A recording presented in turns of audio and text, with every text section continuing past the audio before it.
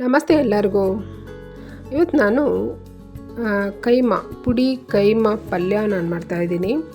ಹಿಚ್ಕಿದ ಅವರೆಕಾಳು ಹಾಕಿ ಕೈಮದ್ದು ಪಲ್ಯ ಅನ್ಬೇಕಾ ಅಥವಾ ಇದಕ್ಕೆ ಏನು ಅನ್ಬೇಕಂತ ಗೊತ್ತಿಲ್ಲ, ಆದರೆ ಸೂಪರಾಗಿರುತ್ತೆ ಇದು. ನೋಡಿ, ಇದು ಪುಡಿ ಕೈಮಾ ಪಲ್ಯ ಮಾಡೋದಕ್ಕೆ ನೋಡಿ ಆಲೂಗಡ್ಡೆ ನಾನು ತೊಗೊಂಡಿದ್ದೀನಿ. ಈ ರೀತಿ ಚಿಕ್ಕ ಚಿಕ್ಕದಾಗಿ ಹೆಚ್ಚಿಬಿಟ್ಟು ನೀರಲ್ಲಿ ಹಾಕಿಟ್ಟಿದ್ದೀನಿ. ಒಂದು ಅರ್ಧ kg ಆಲೂಗಡ್ಡೆ ಇದೆ ಇದು. ಆಮೇಲೆ ಹಿಚ್ಕಿರೋಂಥ ಅವರೆಕಾಳು, ಇದು ಕೂಡ ಒಂದು ಅರ್ಧ kg ಇದೆ.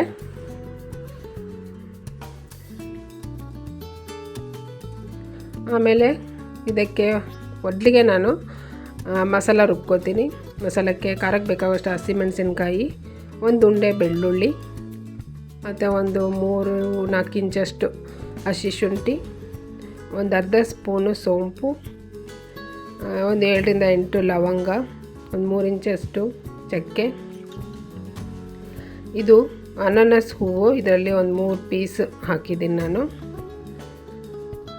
ಇದಿಷ್ಟನ್ನು ರುಬ್ಕೋಬೇಕು. ನೋಡಿ, ಈ ರೀತಿ ರುಬ್ಕೋಬೇಕು.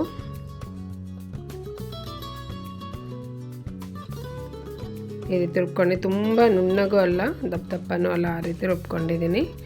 ನೋಡಿ, ಕೈಮಾ ನಾನು ಚೆನ್ನಾಗಿ ತೊಳೆದ್ಬಿಟ್ಟು ಇಟ್ಕೊಂಡಿದ್ದೀನಿ. ಅರ್ಧ kg ಇದೆ ಕೈಮಾ. ಈಗ ಒಂದು ಬಾಣಲೆ ಬಿಸಿ ಆಗೋದಕ್ಕೆ ಇಟ್ಟಿದ್ದೀನಿ. ಬಿಸಿ ಆದಮೇಲೆ ಎಣ್ಣೆ ಹಾಕಿ ಚಿಕ್ಕದಾಗಿ ಹೆಚ್ಚಿರೋಂಥ ಈರುಳ್ಳಿ ಹಾಕಿದ್ದೀನಿ. ಈರುಳ್ಳಿನ ಸ್ವಲ್ಪ ಕಲರ್ ಚೇಂಜ್ ಆಗೋಷ್ಟು ಬಾಡಿಸ್ಕೊಂಡ್ರೆ ಸಾಕು. ಈಗ ಇದಕ್ಕೆ ರುಬ್ಕೊಂಡಿರೋಂಥ ಮಸಾಲ ಹಾಕ್ತಾಯಿದ್ದೀನಿ.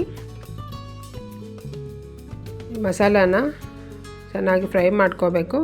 ಮಸಾಲೆ ಜೊತೆಗೆ ರುಚಿಗೆ ತಕ್ಕಷ್ಟು ಉಪ್ಪು ಮತ್ತು ಅರಿಶಿನ ಹಾಕಿದ್ದೀನಿ. ಮಸಾಲಾನ ಚೆನ್ನಾಗಿ ಫ್ರೈ ಮಾಡ್ಕೋಬೇಕು, ಹಸಿ ವಾಸನೆ ಹೋಗೋ ತನಕ.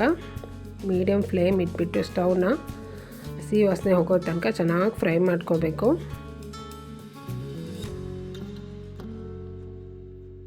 ಈಗ ನೋಡಿ, ಇದು ಫ್ರೈ ಮಾಡಿ ಆದಮೇಲೆ ಇದಕ್ಕೆ ನಾನು ಕೈಮಾ ಹಾಕ್ತಾಯಿದ್ದೀನಿ. ಕೈಮಾ ಹಾಕಿ ಇದರ ಜೊತೆ ಚೆನ್ನಾಗಿ ಮಿಕ್ಸ್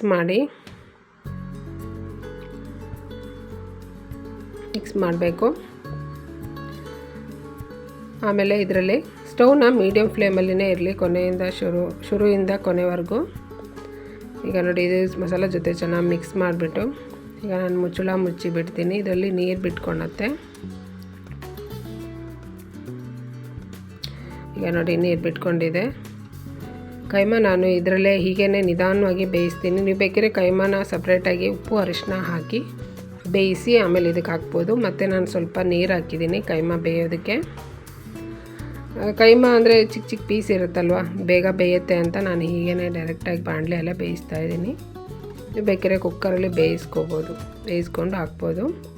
ಮಧ್ಯೆ ಈ ರೀತಿ ಮುಚ್ಚಳ ಮುಚ್ಚಿ ಬೇಯಿಸಿ ಮಧ್ಯೆ ತಿರುಗಿಸ್ತಾ ಇರಬೇಕು. ನೋಡಿ, ಈಗ ಆಗಿದೆ, ಇದು ಬೆಂದಿದೆ,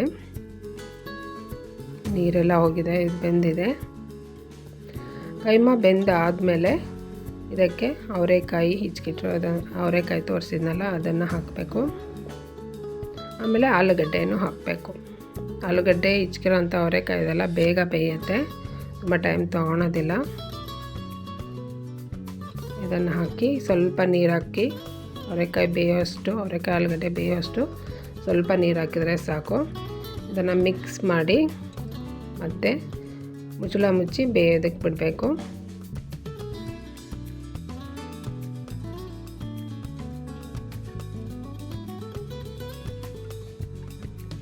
ಇದು ರುಚಿ ತುಂಬ ಚೆನ್ನಾಗಾಗುತ್ತೆ. ಇದು ಚಪಾತಿ ರೊಟ್ಟಿಗೆ ಸೂಪರಾಗಿರುತ್ತೆ.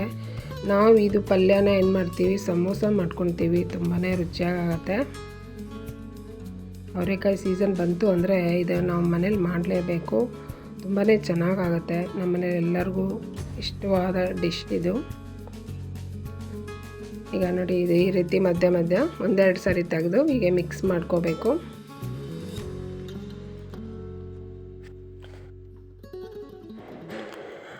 ಈಗ ನೋಡಿ, ಇದು ಆಗಿದೆ, ನೀರೆಲ್ಲ ಹೋಗಿ ಇದು ಡ್ರೈ ಆಗಿದೆ. ಈ ರೀತಿ ಆಗಬೇಕು.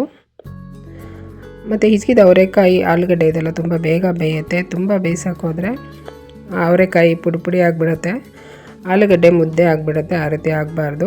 ಸ್ವಲ್ಪ ನೀರು ಹಾಕಿಬಿಟ್ಟು ಬೇಯಿಸ್ಕೋಬೇಕು. ಕೊನೆಯಲ್ಲಿ ರುಚಿ ನೋಡಿ ಮತ್ತೆ ನಾನು ಸ್ವಲ್ಪ ಉಪ್ಪು ಹಾಕ್ತಾಯಿದ್ದೀನಿ. ಉಪ್ಪು ಹಾಕಿ ಇದಕ್ಕೆ ಕೊನೆಯಲ್ಲಿ ತುಂಬ ಕೊತ್ತಂಬರಿ ಸೊಪ್ಪು ಜಾಸ್ತಿ ಹಾಕಬೇಕು, ಆವಾಗಲೇ ರುಚಿ ಚೆನ್ನಾಗಾಗುತ್ತೆ. ಕೊನೆಯಲ್ಲಿ ಕೊತ್ತಂಬರಿ ಸೊಪ್ಪು ಹಾಕಿ ಆಮೇಲೆ ಒಂದು ಅರ್ಧ ನಿಂಬೆ ಹಣ್ಣಿನ ರಸ ನಾನು ಹಾಕ್ತಾಯಿದ್ದೀನಿ. ಇಷ್ಟನ್ನು ಒಂದು ಸಾರಿ ಮಿಕ್ಸ್ ಮಾಡಿಬಿಟ್ರೆ ಸೂಪರಾಗಿ ಹಿಚ್ಕಿದ ಅವರೆಕಾಳು ಪುಡಿ ಕೈಮಾ ಪಲ್ಯ ರೆಡಿ ಆಗುತ್ತೆ. ಒಂದು ಸಲ ಇದನ್ನು ಟ್ರೈ ಮಾಡಿ ನೋಡಿ, ತುಂಬಾ ಚೆನ್ನಾಗಾಗುತ್ತೆ. ಈಗ ಇದು ರೆಡಿ ಇದೆ. ನನ್ನ ವಿಡಿಯೋ ಇಷ್ಟ ಆದರೆ ಲೈಕ್ ಮಾಡಿ, ಶೇರ್ ಮಾಡಿ, ಸಬ್ಸ್ಕ್ರೈಬ್ ಮಾಡಿ. Thank you.